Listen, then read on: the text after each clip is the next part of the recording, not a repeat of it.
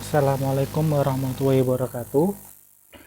Perkenalkan, nama saya Faizal Chandra dari jurusan Tadris Matematika, Fakultas Ilmu Tarbiyah dan Keguruan, UIN Maulana Malik Ibrahim Malang. Pada kesempatan kali ini, saya ingin mempresentasikan proposal penelitian tindakan kelas saya yang berjudul meningkatkan motivasi dan hasil belajar matematika menggunakan model pembelajaran kooperatif tipe Think Pair Share pada peserta didik kelas 9 SMP Negeri 3 Satu Atap Pagak Kabupaten Malang. Proposal penelitian tindakan kelas ini saya susun untuk memenuhi tugas akhir mata kuliah penelitian tindakan kelas yang diampu oleh Ibu Mutiara. Baiklah, selanjutnya.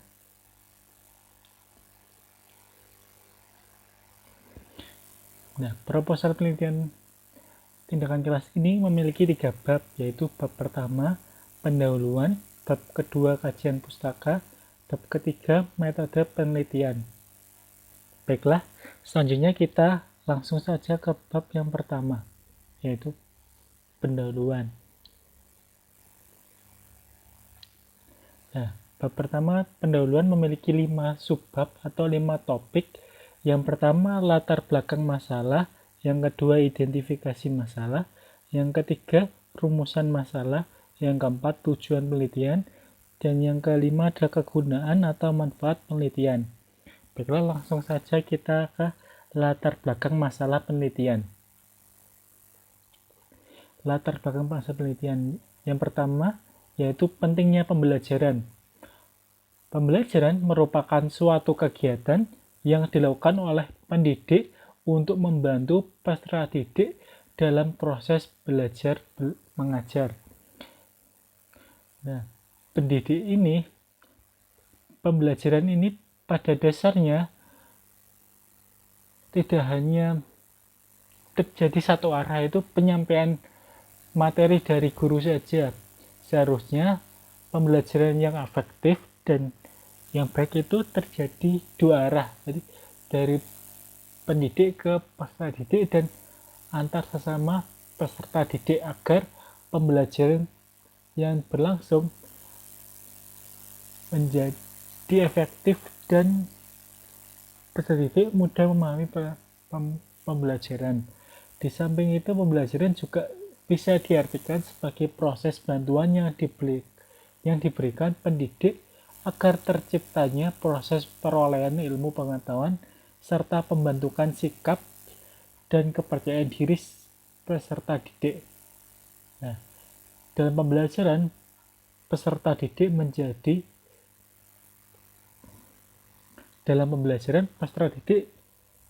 menjadi tokoh utama dalam setiap kegiatan. Mereka dituntut untuk aktif, kreatif, dan mampu berpikir secara kritis dalam menyelesaikan setiap permasalahan matematika yang diberikan. Jadi tidak hanya mendengarkan ceramah penyampaian materi dari guru saja ataupun mencatat materi saja, tapi mereka itu dituntut untuk mampu menyelesaikan soal dengan latihan, dengan giat berlatih mengerjakan soal. Nah, dalam pembelajaran, guru menjadi seorang fasilitator atau pemberi stimulus melalui berbagai inovasi-inovasi pembelajaran agar membantu peserta didik untuk menumbuhkan pola pikir kritis dan memahami konsep-konsep matematika melalui inovasi-inovasi yang diberikan tersebut. Nah, selanjutnya saya akan menjelaskan tentang hasil observasi dan wawancara. Berdasarkan hasil observasi dan wawancara yang peneliti lakukan sebanyak 5 kali, ditemukan 2 masalah inti dalam pembelajaran di kelas tersebut, yaitu masalah minimnya motivasi belajar dan hasil belajar. Jadi pada saat proses pembelajaran terdapat beberapa siswa yang kurang termotivasi atau kurang semangat dalam mengikuti pembelajaran, sehingga menciptakan suasana kelas yang kurang kondusif, sehingga pembelajaran yang berlangsung tidak bisa secara efektif dilakukan. Jadi terdapat beberapa siswa yang bergurau dan bercanda dalam proses pembelajaran berlangsung. Hal ini dikarenakan mereka itu kurang semangat dan termotivasi untuk mengikuti pelajaran, sehingga karena kurangnya motivasi siswa, hasil belajar siswa pun juga rendah. Di samping itu, kurangnya pemahaman peserta didik juga menjadi salah satu faktor utama mereka tidak termotivasi mengikuti pembelajaran. Jadi pada saat guru menunjuk siswa untuk mengerjakan soal-soal di papan, masih banyak siswa yang kesulitan dalam mengerjakan soal tersebut. Jadi karena kurangnya motivasi berakibat pada kurang minimnya pemahaman, sehingga hasil belajar rendah. Selanjutnya kita akan membahas tentang motivasi dan cara belajar. Motivasi dan cara belajar merupakan faktor yang mempengaruhi tinggi rendahnya kemampuan peserta didik dalam memahami suatu materi pelajaran. Jadi jika dia sudah termotivasi untuk belajar, maka dapat dipastikan dia akan mudah memahami materi pelajaran yang diberikan karena dia itu semangat untuk belajar dan pasti akan mencari tahu hal-hal yang masih belum dia pahami. Sehingga karena dia termotivasi untuk belajar, hasil belajar peserta didik ini pasti akan meningkat. Selanjutnya kita membahas tentang model pembelajaran kooperatif tipe Think Parser. Nah, model pembelajaran kooperatif tipe Think Parser ini merupakan jenis pembelajaran yang dirancang untuk menciptakan pola interaksi antara sesama peserta didik dalam proses pembelajaran. Nah, sesuai namanya, Think Parser ini memiliki 3 tahap, yaitu tahap think, pair, and share. Nah, tahap awal ini adalah think. Tahap think ini peserta didik dituntut untuk mengerjakan secara mandiri soal yang diberikan oleh guru. Selanjutnya, setelah mengerjakan soal, mereka akan dikelompokkan atau dipasangkan, atau bisa juga disebut tahap pairing. Jadi pada tahap ini mereka akan berdiskusi secara berkelompok atau berpasangan terkait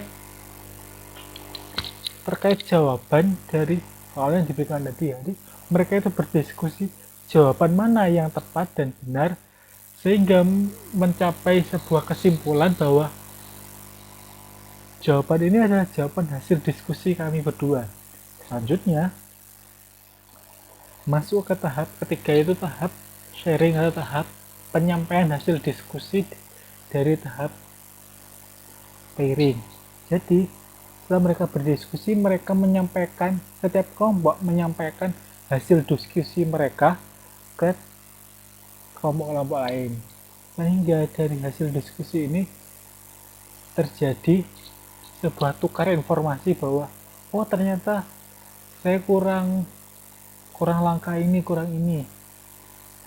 Nah, dalam hal ini guru menjadi kunci utama dalam pemberian kesimpulan dan pengarahan setiap tahapnya pada peserta didik agar model pembelajaran ini berlangsung dengan baik dan efektif.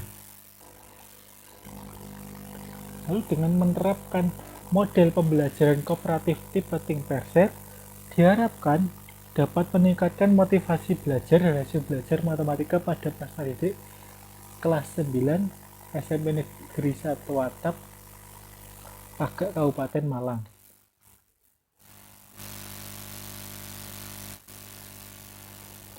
Ini kita masuk ke tahap identifikasi masalah.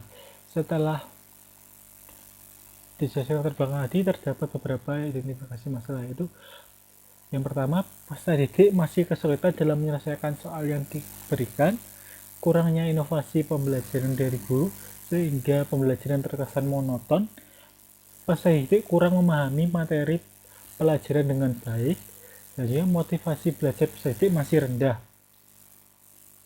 Dari identifikasi masalah, saya merumuskan masalah itu ada 4. Bagaimana upaya meningkatkan motivasi belajar menggunakan model pembelajaran kooperatif tipe Think Perser pada peserta didik kelas 9 SMP Negeri 3 Pagak, dan juga bagaimana upaya meningkatkan hasil belajar dengan model pembelajaran ini. Selanjutnya, dari rumusan masalah itu terdapat dua tujuan, yaitu yang pertama meningkatkan motivasi belajar, yang kedua meningkatkan hasil belajar matematika menggunakan model pembelajaran kooperatif tipe Think Perser pada peserta didik kelas 9 SMP Negeri 3 1 Atap, Pagak, Kabupaten Malang. Selanjutnya, kegunaan atau manfaat penelitian. Manfaat penelitian ini terbagi jadi 2, manfaat penelitian teoritis dan praktis. Nah, manfaat penelitian teoritis ini dalam penelitian ini adalah diharapkan dapat memberikan kontribusi positif dalam proses pembelajaran matematika, sehingga model pembelajaran kooperatif tipe Think Perser ini dapat meningkatkan motivasi belajar maupun hasil belajar peserta didik. Selanjutnya, manfaat praktis. Manfaat praktis ini terbagi menjadi 3, yaitu bagi lembaga, bagi peneliti atau guru, dan juga bagi peserta didik. Bagi lembaga, sebagai pemberi informasi terkait hasil penerapan model pembelajaran tipe Think Perser ini dalam proses pembelajaran, sehingga mereka dapat membuatnya menjadi bahan acuan evaluasi untuk kedepannya bagaimana membuat sistem pembelajaran dan juga membuat kebijakan-kebijakan dalam pembelajaran. Selanjutnya, bagi peneliti atau guru. Nah, model pembelajaran ini adalah sebagai penambahan wawasan inovasi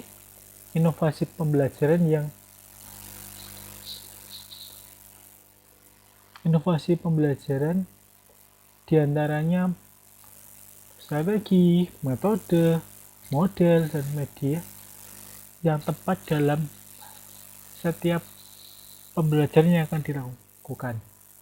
Nah, diharapkan dengan model pembelajaran ini menambah referensi untuk guru dalam menerapkan model pembelajaran pada suatu materi tertentu. Nah, pastinya kan setiap materi kan tidak sama model pembelajarannya, tergantung kondisi dan situasinya. Selanjutnya, bagi peserta didik. Ya, dengan model pembelajaran kooperatif tipe Think Perser ini diharapkan peserta didik mudah memahami materi yang diajarkan, sehingga ia termotivasi dan hasil belajarnya itu meningkat. Oke, selanjutnya kita akan membahas terkait bab 2 kajian pustaka. Nah, pada bab 2 kajian pustaka ini terdapat 4 subbab atau 4 topik pembahasan, yaitu yang pertama kajian teori, yang kedua kajian hasil-hasil penelitian yang relevan dengan penelitian yang akan kita lakukan atau yang akan peneliti lakukan, yang ketiga kerangka berpikir, yang keempat hipotesis tindakan atau penelitian. Baiklah, langsung saja kita akan membahas tentang kajian teori.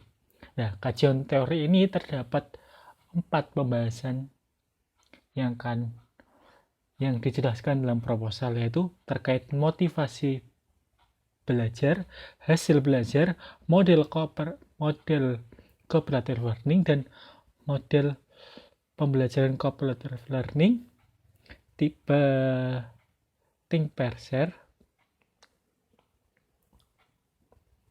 Nah, yang pertama, motivasi belajar. Motivasi belajar sendiri berasal dari kata motif yang dapat diartikan sebagai daya penggerak yang terdapat dalam diri seseorang untuk melakukan aktivitas-aktivitas demi tercapainya suatu tujuan tertentu. Jadi motif ini adalah daya penggerak untuk melakukan aktivitas-aktivitas demi tercapainya suatu tujuan. Nah, motivasi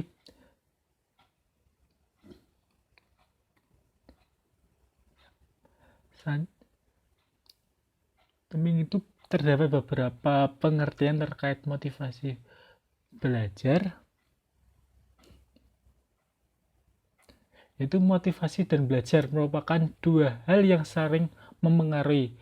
Belajar adalah perubahan tingkah laku secara relatif permanen dan secara potensial terjadi sebagai hasil dari praktik atau penguatan untuk mencapai tujuan tertentu.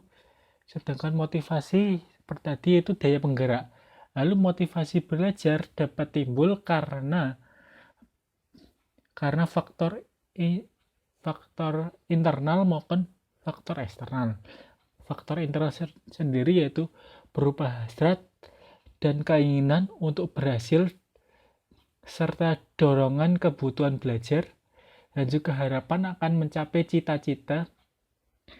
Sedangkan faktor eksternalnya atau ekstrinsiknya adalah adanya sebuah reward atau penghargaan dari orang tua maupun lingkungan kalau kita memiliki hasil belajar yang baik, dan juga dengan motivasi belajar kita akan mudah dalam memahami suatu pelajaran. Lalu motivasi belajar sendiri memiliki fungsi.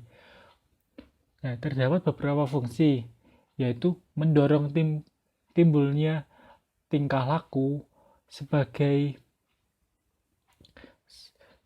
pengarah, sebagai penggerak, sebagai dengan motivasi belajar kita akan tergerak untuk belajar dan menjadi lebih baik lagi agar kita dapat mencapai hal-hal yang kita inginkan dengan terus belajar. Selanjutnya, peranan motivasi dalam belajar dan pembelajaran matematika.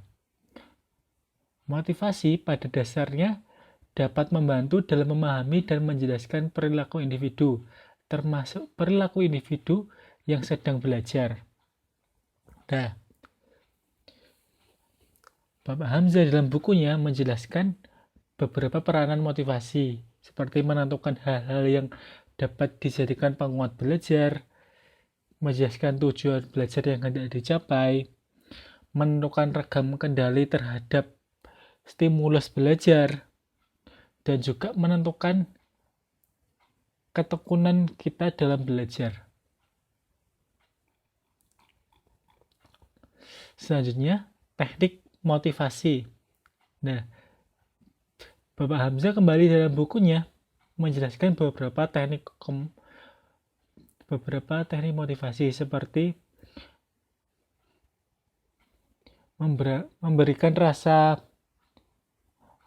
puas atau rasa lega setelah peserta didik berhasil menyelesaikan soal matematika yang diberikan, yaitu mengembangkan pengertian atau konsep-konsep yang telah diajarkan peserta didik bahwa pengertian satu dan konsep satu dengan konsep lainnya pasti akan berhubungan dalam matematika. Seperti konsep bangun ruang akan berhubungan dengan bangun datar dan lain sebagainya. Juga menggunakan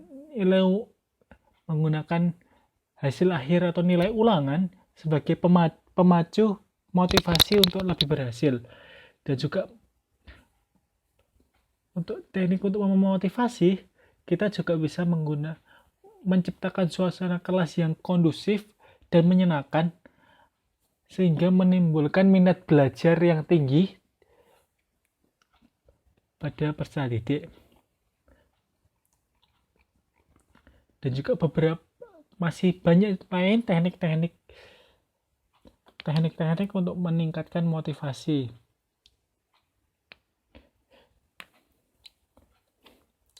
Selanjutnya kita akan menjelaskan terkait hasil belajar. Hasil belajar sendiri merupakan sebuah perjalanan dari proses pembelajaran dan juga belajar di sekolah.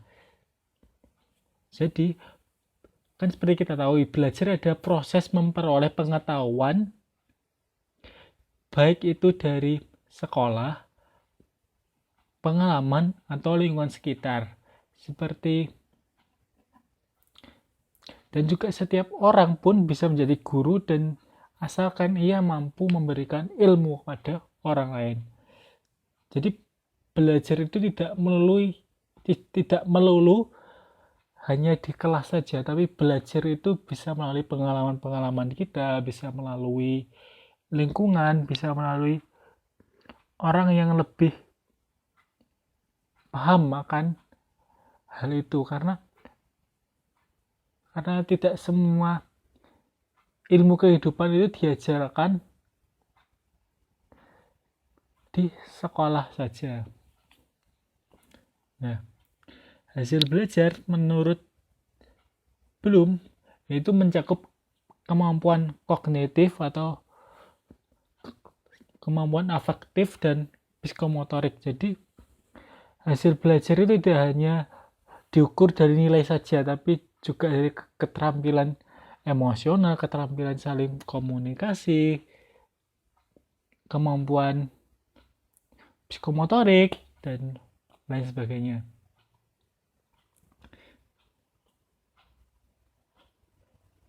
Selanjutnya, kita akan membahas terkait model cooperative learning. Nah, model cooperative learning ini adalah model pembelajaran cooperative learning merupakan suatu pembelajaran yang melibatkan partisipasi aktif dari peserta didik dalam suatu kelompok belajar, sehingga dengan diskusi-diskusi mereka dapat dengan mudah memahami materi pelajaran. Dan juga para peserta didik juga memiliki tanggung jawab terhadap dirinya dan juga terhadap orang lain dalam kelompoknya untuk memahami atau menjelaskan materi pelajaran. Jadi tujuan dari model pembelajaran kooperatif ini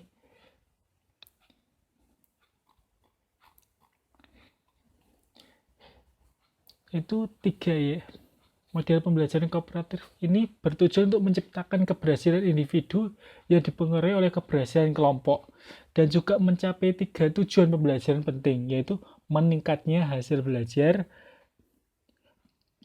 penerimaan terhadap perbedaan setiap individu. Jadi mereka itu dapat menerima individu lain. Jadi bahwa setiap manusia itu pasti butuh orang lain, karena kita adalah seorang manusia sosial. Dan juga cooperative learning ini juga mengembangkan keterampilan sosial dalam berkomunikasi, dalam berdiskusi, dan lain sebagainya. Nah, selanjutnya kita akan bahas tentang tipe-tipe model cooperative learning. Nah, cooperative learning ini memiliki beberapa tipe atau beberapa jenis. Nah, beberapa di antara itu tipe jigsaw, think pair share, yang sebagai grup investigasi, to stray, make a match, listening team, inside out circle, dan bamboo dashing, point counterpoint, the power of two, by number head together atau NHT, dan lain sebagainya. Nah, setiap jenis-jenis ini memiliki sintak-sintak yang berbeda juga. Namun intinya itu sama, yaitu pembelajaran secara berkelompok untuk meningkatkan keterampilan sosial dan juga meningkatkan kognitif. Jadi di samping sosialnya meningkat, kognitifnya juga meningkat. Jadi saling berjalan beriringan. Selanjutnya kita akan membahas langkah-langkah model cooperative learning. Nah, langkah-langkah model cooperative learning itu ada 6, yaitu langkah pertama itu menyampaikan tujuan dan memotivasi peserta didik. Selanjutnya, langkah kedua itu menyajikan informasi-informasi terkait suatu materi pelajaran. Yang ketiga, mengorganisasikan peserta didik ke dalam kelompok. Jadi, mengelompokkan peserta didik dalam kelompok-kelompok belajar. Selanjutnya, setelah dikelompokkan,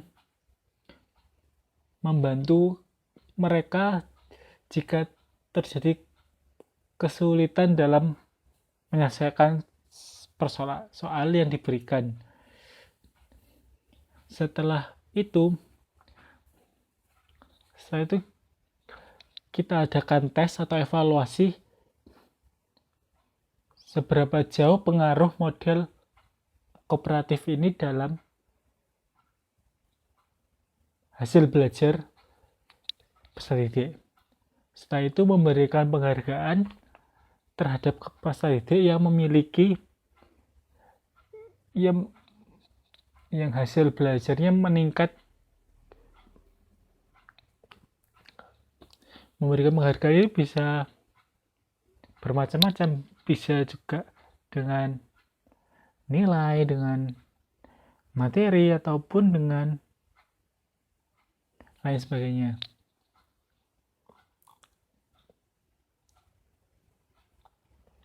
Selanjutnya kita akan bahas tentang model pembelajaran kooperatif tipe think pair share. Nah, model pembelajaran kooperatif tipe think pair share ini dirancang untuk memengaruhi pola interaksi peserta didik melalui 3 tahap, yaitu think, pair, and share. Nah, di mana peserta didik itu harus mampu berpikir secara mandiri terlebih dahulu, setelah itu melaksanakan diskusi kelompok untuk menemukan sebuah jawaban bersama-sama. Setelah itu membagikan jawaban kelompoknya ke kelompok lain untuk saling bertukar informasi manakah yang tepat, paling tepat jawabannya. Nah, guru dalam hal ini menjadi seorang mediator atau penengah atau juga pemberi kesimpulan bahwa jawabannya benar adalah ini, dan juga menjelaskan penyelesaiannya. Jadi peserta didik dalam hal ini tidak langsung menerima penyelesaiannya secara langsung, tapi ada proses berpikirnya terlebih dahulu, berdiskusi, dan juga penyampaian hasil diskusi.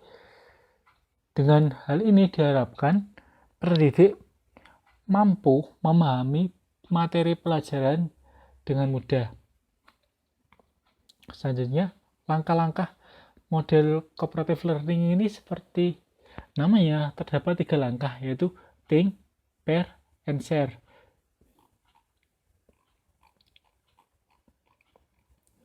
yaitu peserta didik kegiatan pembelajaran itu diawali dengan pemberian soal kepada setiap individu. Setelah setiap individu selesai mengerjakan soal, mereka akan dikelompokkan untuk mendiskusikan hasil pekerjaannya secara individu untuk menemukan hasil diskusi atau hasil jawaban kelompok. Setelah itu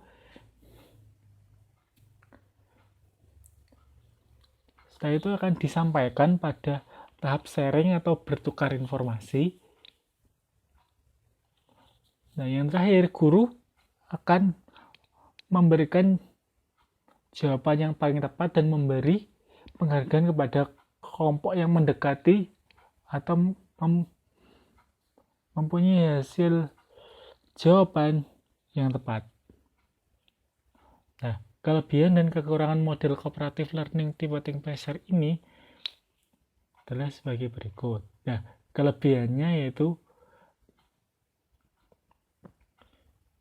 memperbaiki kehadiran para siswa karena mereka itu suka berdiskusi, meningkatkan keterampilan sosial, hasil belajar pun juga meningkat, juga mengurangi sikap apatis atau acuh kepada temannya karena penerimaan diri terhadap individu lain atau penerimaan terhadap orang lain, bahwa mereka itu menerima perbedaan, bahwa mereka itu karena tidak ada manusia sempurna, jadi saling melengkapi atau saling belajar. Nah, tapi kekurangannya ini adalah tidak mudah untuk mengatur cara berpikir sistematik pada peserta didik, dan juga seringnya terjadi perselisihan dalam diskusi penentuan. Nah, jikalau tidak ada penengah dalam mereka. Nah, jikalau ide peserta didik yang muncul juga sedikit, maka ini juga menjadi kekurangan dalam model ini. Dan juga biasanya para siswa yang kurang pandai atau para siswa itu sudah menentukan, saya pengennya pasangan sama ini, atau menggantungkan kepada pasangannya. Kalau saya pasangannya ini, pasti saya lebih mudah memahaminya. Jadi kita tidak boleh menggantungkan pada pasangan. Jadi kekurangan model pembelajaran ini adalah itu.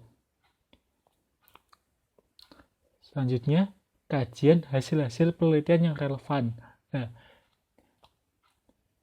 penulis mengambil tiga penelitian, baik itu artikel maupun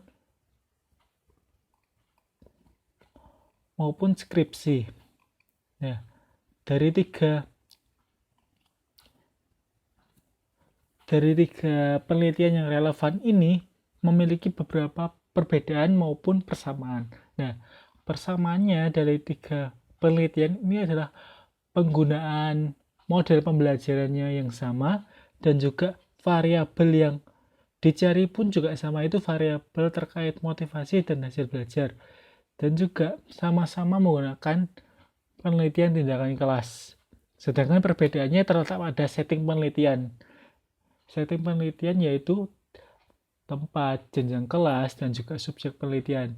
Perbedaan setting kelas pastinya juga sangat mempengaruhi hasil yang akan didapatkan, karena kondisi setiap kelas atau setiap sekolah itu berbeda-beda, dan juga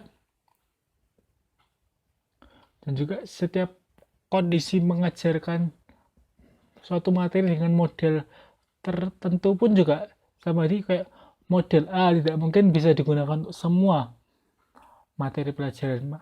Nah, itu ada situasi dan kondisinya yang tepat untuk penggunaan model tersebut. Selanjutnya, kerangka berpikir. Nah, kerangka berpikir yang disusun oleh penulis ini adalah berdasarkan dari identifikasi masalah seperti kegiatan pembelajaran yang monoton karena kurangnya inovasi pembelajaran dari guru, kurangnya motivasi belajar, lalu juga guru kurang optimal dalam melakukan variasi atau monoton, hasil belajar peserta didik yang rendah juga, dan juga peserta didik lebih tertarik berdiskusi atau berbicara di kelas. Maka dari itu penggunaan model pembelajaran kooperatif ini sangat tepat. Nah, dalam proses penerapannya dia diharapkan peneliti atau guru melakukan tindakan-tindakan yang sesuai atau yang tepat agar pembelajaran yang berlangsung memiliki hasil yang baik atau mendapatkan sebuah respon dari siswa. Nah, outputnya diharapkan meningkatnya motivasi belajar dan hasil belajar peserta didik.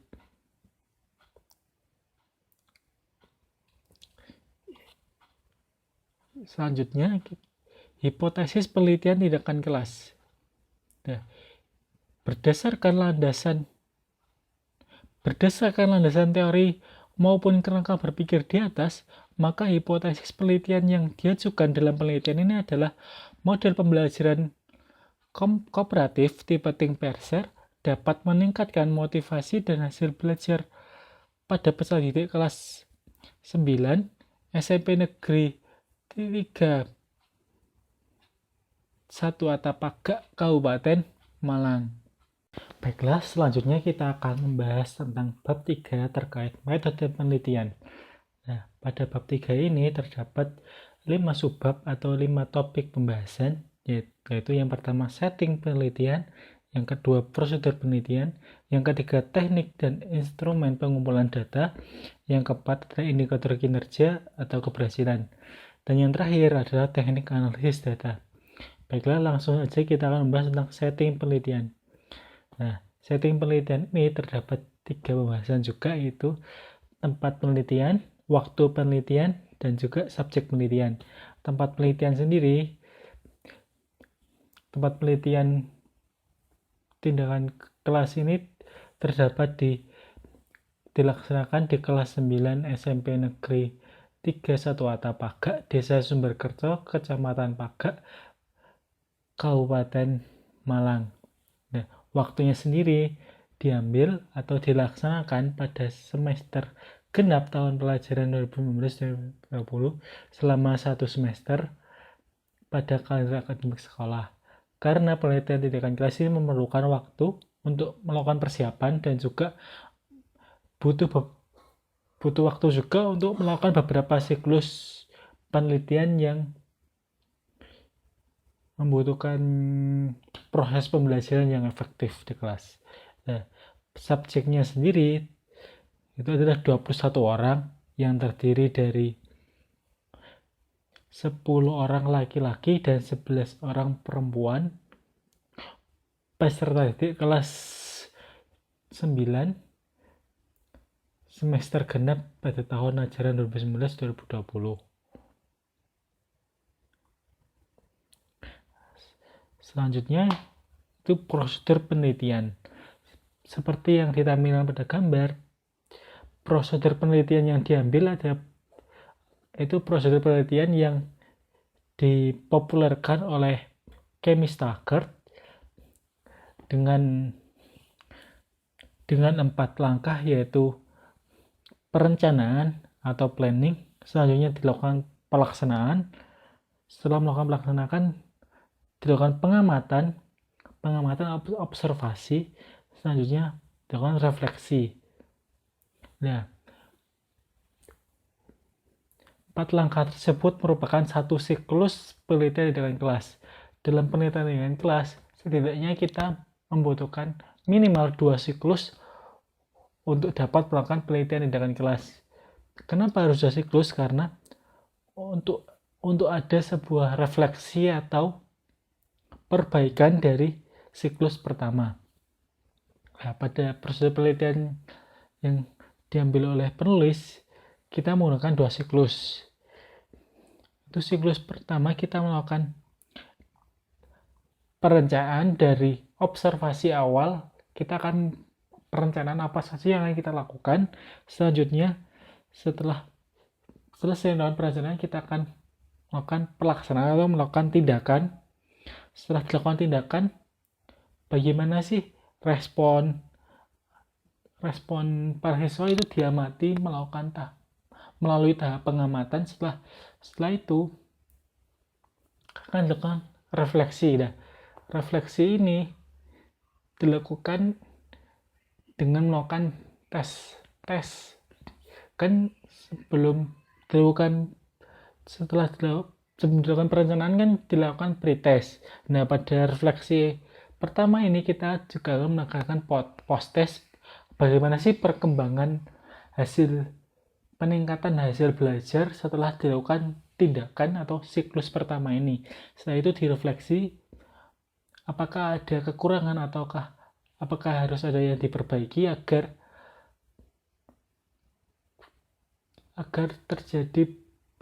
penelitian tindakan kelas ini dapat berhasil untuk melakukan peningkatan motivasi maupun hasil belajar.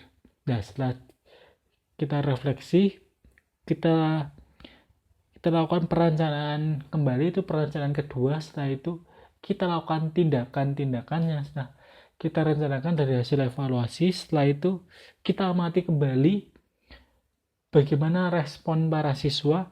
Selanjutnya kita refleksi lagi. Nah, siklus ini akan berlanjut hingga ditemukannya sebuah solusi atau sebuah hasil yang mencukupi atau hasil yang diinginkan oleh peneliti. Nah, selanjutnya teknik, instrumen, dan pengumpulan data. Teknik dan instrumen pengumpulan data. Nah, teknik pengumpulan data yang digunakan oleh penulis terdapat 4, yaitu observasi, wawancara, tes, dan dokumentasi. Nah, observasi sendiri adalah pengamatan untuk melakukan proses pengumpulan data di mana peneliti atau pengamat melihat situasi penelitian. Nah, observasi ini dilakukan untuk mengamati situasi, kondisi, serta perilaku peserta didik pada proses pembelajaran. Yaitu mengobservasi bagaimana sih respon peserta didik dari tindakan-tindakan yang dilakukan oleh pendidik atau guru.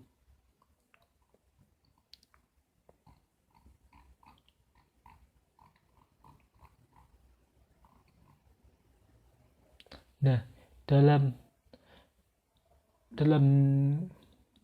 melakukan observasi, kita membutuhkan sebuah lembar observasi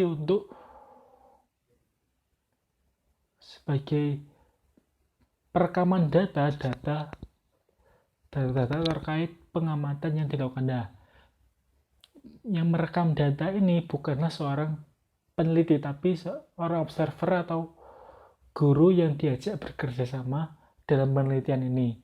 Selanjutnya yaitu wawancara. Wawancara digunakan untuk mengungkapkan data yang berkaitan dengan sikap-sikap atau wawasan serta menggali informasi yang lebih dalam lagi dari subjek penelitian kita. Karena setelah kita observasi kan tidak mungkin kita dapat mendapatkan semua datanya secara lengkap. Maka kita juga membutuhkan wawancara untuk menanyakannya secara langsung kepada subjek penelitian kita. Selanjutnya tes.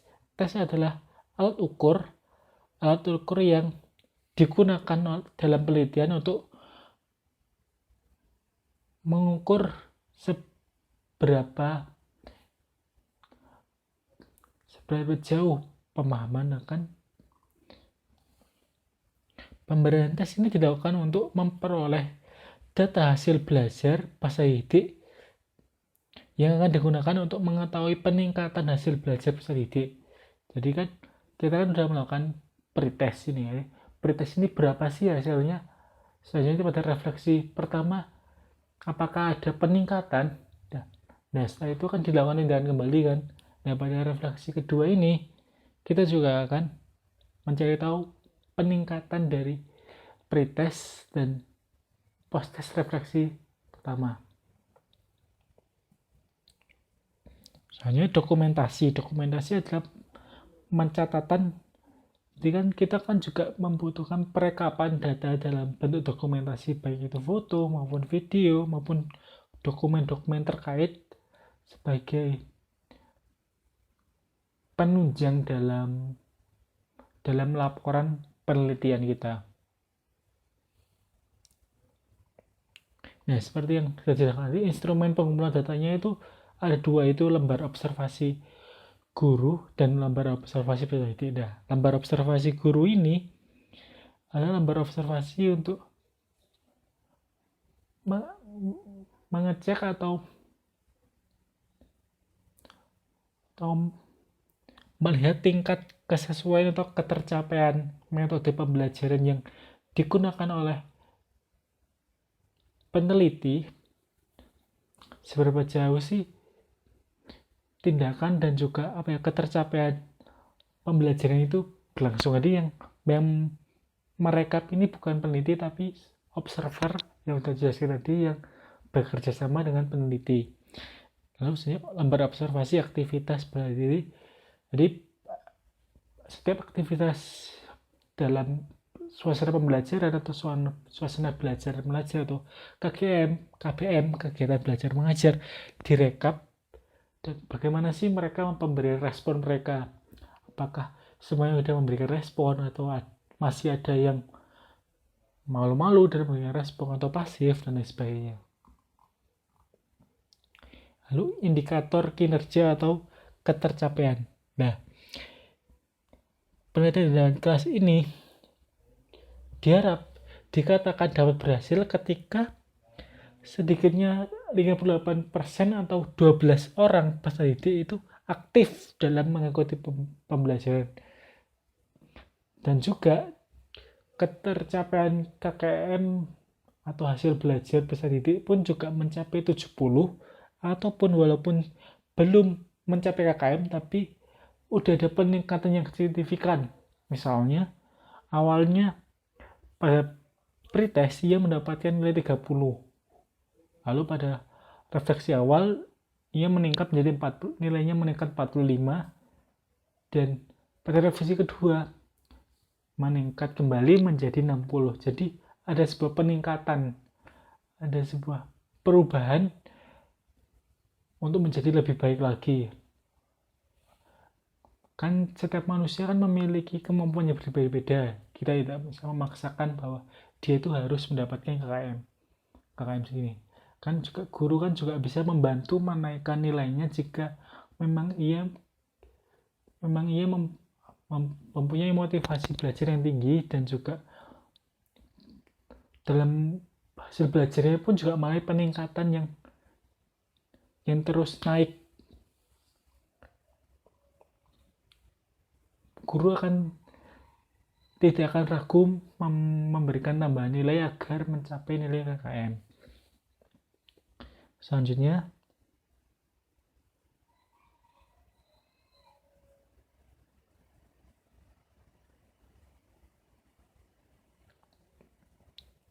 teknik analisis data. Nah, teknik analisis data ini ada 3, itu reduksi data, penyajian data, dan penarikan kesimpulan. Jadi data itu akan dianalisis, awalnya itu direduksi atau diseleksi, mana sih data-data yang dibutuhkan atau yang kita cari dalam penelitian ini, data-data yang penting, data-data yang bermakna dan dapat diverifikasi kevalidannya. Setelah itu kita sajikan data itu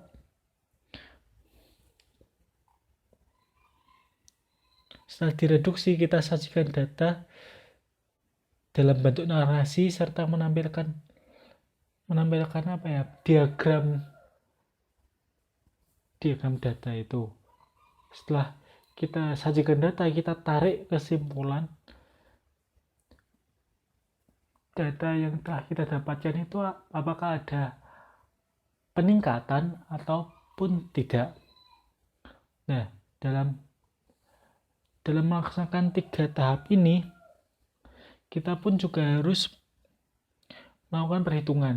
Jadi kan pada pengecekan motivasi belajar, kita pun juga bisa mengecek presentasi respon atau keaktifan siswa, yaitu dari jumlah siswa yang banyaknya siswa atau peserta didik yang aktif dan juga banyaknya peserta didik yang berada di kelas, itu perbandingannya berapa. Kalau udah mencapai 58% atau 12 orang itu udah bisa dikatakan aktif. Dikatakan aktif itu bagaimana sih? Nah, juga ada rubrik penilaiannya untuk menentukan siswa itu dikatakan aktif. Nah, nanti untuk rubrik penilaiannya mungkin bisa dibahas di bab selanjutnya. Nah, untuk melihat hasil belajar, kita pun juga bisa melihat dari nilai yang didapatkannya atau nilai jawaban benar dalam setiap tesnya dibagi dengan nilai keseluruhan jika semua jawabannya itu benar. Jadi jawaban benar dari setiap peserta didik dibagi jawaban benar dari keseluruhan soal. Jika udah mencapai 70, maka bisa dikatakan tuntas ataupun memiliki peningkatan yang naik dari awalnya. Nah, dengan penelitian ini proposal penelitian ini diharapkan dapat menemukan sebuah solusi dalam pemecahan pembelajaran dengan siswa-siswa yang kurang termotivasi dan juga hasil belajarnya masih menurun. Jadi kan dengan pembelajaran kooperatif kan siswa akan diajak berdiskusi. Nah, seperti kita tahu, didik seringnya berdiskusi daripada berdiskusi terkait hal yang kurang baik atau lain sebagainya. Kenapa tidak berdiskusi terkait pelajaran ini, bisa saling tukar informasi, saling mengajari dan lain sebagainya. Mungkin sekian dari saya pada video presentasi kali ini. Mohon maaf jika banyak kekurangan. Wassalamualaikum warahmatullahi wabarakatuh.